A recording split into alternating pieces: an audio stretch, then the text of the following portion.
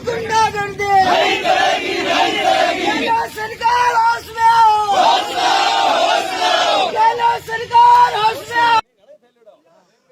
RTI activist अमर गोदारा के मामले में राजस्थान की गहलोत सरकार पर लगातार सवाल खड़े हो रहे हैं। पहले आरएलपी और उसके बाद में बीजेपी और अब आरटीआई कार्यकर्ताओं ने मोर्चा खोल दिया है। मुख्यमंत्री अशोक गहलोत का पुतला फूंका है। मैं सबसे पहले अपने कैमरामैन से कहूंगा कि वो कुछ तस्वीरें बताए किस तरीके से ये आरटीआई कार्यकर्ता है जो कि बाड़मेर जिले और आसपास की जगह से आए हैं। तख्तों पर किस तरीके से लिखा है कि गहलोत सरकार होश में आओ, होश में आओ, आरटीआई कार्यकर्ताओं को सुरक्षा दो। ये तमाम है, इसमें से कुछ एक लिखा है गिड़ा थानाधिकारी जयराम को गिरफ्तार करो। आखिर क्या कुछ इनकी मांगे हैं। और करीब आधा घंटा तक बाड़मेर से एसपी के इनके एक दल ने मुलाकात की है। अच्छा सुमेर जी, सबसे पहले तो आप ये बताइए, आपने ये लिखा है गिड़ा थानाधिकारी जयराम को गिरफ्तार करो, क्यों? ऐसा है सर, इसमें गिड़ा पुलिस थानाधिकारी की लापरवाही पाई गई है। इसमें एसपी साहब ने खुद ने पुष्टि की है कि गिड़ा थानाधिकारी की लापरवाही पाई गई है और वो जो हमलावर हैं कुछ समय पहले हमला करने से पूर्व वो गिड़ा थाने में भी थे। तो अगर कोई कार्रवाई नहीं होती तो समझ में आता, लेकिन कार्रवाई हुई है और गिड़े थानाधिकारी को लाइन हाजिर किया। इसका अर्थ ये है कि कहीं न कहीं उसका इन्वॉल्वमेंट है, उसकी लापरवाही है। तो हम कह रहे हैं कि जब लापरवाही है तो वो जिस व्यक्ति ने लापरवाही की है, प्रॉपर अपनी तरीके से ड्यूटी नहीं की और आरटीआई कार्यकर्ता जिसकी वजह से हमला हुआ, वो आदमी लोक सेवक रहने के योग्य नहीं। जो योग्य नहीं उसको गिरफ्तार करो, उसके संबंध में जो भी सजा होती है as per law, CrPC, IPC वगैरह, पुलिस डिपार्टमेंट जो भी कार्रवाई करता है उसको कार्रवाई करके गिरफ्तार करना चाहिए, ऐसा हमारा निवेदन। अब मैं आपका ज्ञापन देख रहा था, 12 मांगे थी। अब तक की कार्रवाई से आप संतुष्ट है क्या? नहीं सर, अब तक की कार्रवाई से हम संतुष्ट नहीं हैं। इसमें केवल 4 लोगों को गिरफ्तार किया पुलिस ने और अमराराम से मैंने बात की, वो हॉस्पिटल में है। मैं हॉस्पिटल में जाकर आया 2 बार जाकर। उसने कहा कि उसके अपहरण करने में 8 लोग शामिल थे। 2 लोग स्कॉर्पियो के अंदर थे और 6 लोगों ने उसको पकड़ के अंदर डाला। 8 लोग वो, और जो षड्यंत्र में शामिल थे उनके नाम भी बताए। एक महिला है, एक सरपंच है नगराज करके, स्टीसीटर भी है गिड़ा थाने का, महिला भी है, एक कोई मानाराम करके, उसने व्हाट्सएप पर इनको धमकियां दी है। और ये सारी बातें उन्होंने, अमराराम ने पहले पुलिस को बता दी थी कि मेरे ऊपर हमला होने वाला है, आप कार्रवाई करो, लेकिन गिड़ा पुलिस ने कोई कार्रवाई नहीं की। इसकी वजह से उनके ऊपर हमला हुआ और अब तक केवल 4 लोगों को डिटेन किया, बाकी अभी तक किसी की कोई गिरफ्तारी नहीं हुई है और इनको राजनीतिक संरक्षण प्राप्त है। इसलिए हम अब तक जो कार्रवाई उससे पूरी तरह संतुष्ट नहीं है। सारी कार्रवाई, सारे मुलजिम गिरफ्तार हो। अमराराम ने क्या बताया कि किस तरीके से उसने क्या कोई आरटीआई लगाई थी, या उसको क्या लग रहा है कि किस वजह से उसका अपहरण हुआ और किस तरीके से, इस तरीके से तालिबानी तरीके से पिटाई हुई? ऐसा है सर, अमराराम से मैंने बात की और उन्होंने एफआईआर में भी लिखा है कि प्रशासन गांव के संग शिविर है, उसमें 15 दिसंबर को उनके गांव में एक शिविर था।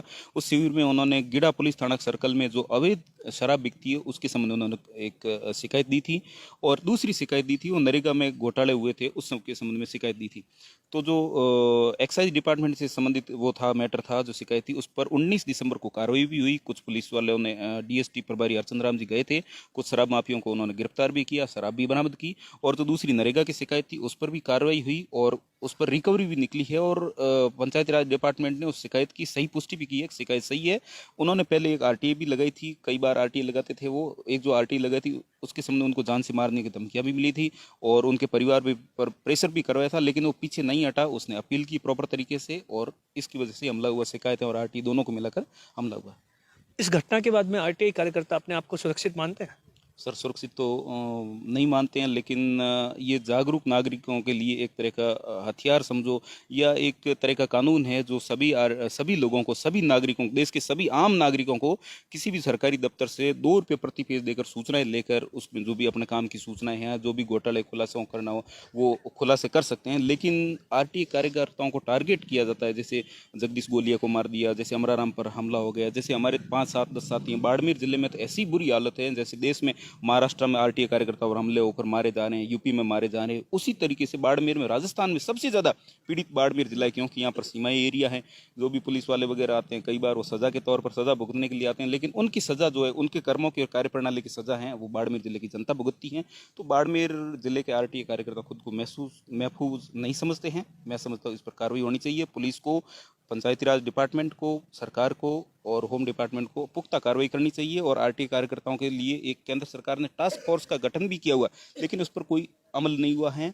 एक विसल ब्लोअर प्रोटेक्शन एक्ट है वो भी ऐसा कुछ है क्या कि आरटीआई कार्यकर्ता पर अगर जो कोई हमला होता है तो उसकी जांच कलेक्टर या एसपी की निगरानी होती है, ऐसा कोई होम मिनिस्ट्री का आदेश है क्या? यस, उसमें है बिल्कुल।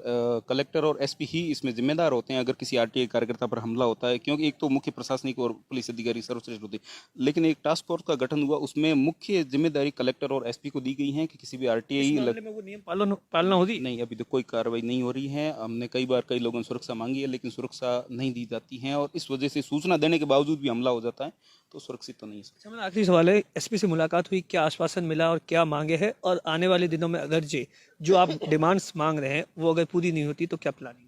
ऐसा सर, एसपी साहब से हमने मुलाकात की तो उन्होंने कहा है कि हम कार्रवाई करेंगे। वो तो कहते ही हैं, और सारे जो भी पुलिस अफसर, कोई ये नहीं कहता कि कार्रवाई नहीं करेंगे। वो एक लॉ से बंधे हुए हैं, अपनी जो सीट से बंधे हुए हैं, तो उन्होंने कहा कार्रवाई करेंगे। अब कैसी कार्रवाई होती है ये तो समय ही बताएगा, और अगर भविष्य में ऐसी कार्रवाई नहीं होती है, ठीक से कार्रवाई नहीं होती, तो हम जो भी प्रदर्शन, हमारा जो भी लोकतांत्रिक व्यवस्था थी, शांतिपूर्ण प्रदर्शन करने का है वगैरह, वो प्रोसीजर हम आगे अमल में लाएंगे। आरटीआई कार्यकर्ताओं की साफ तौर पर डिमांड है कि दोषियों को जल्द गिरफ्तार करो और थानाधिकारी को भी गिरफ्तार और सस्पेंड किया जाए। दिनेश बोरा, बाड़मेर,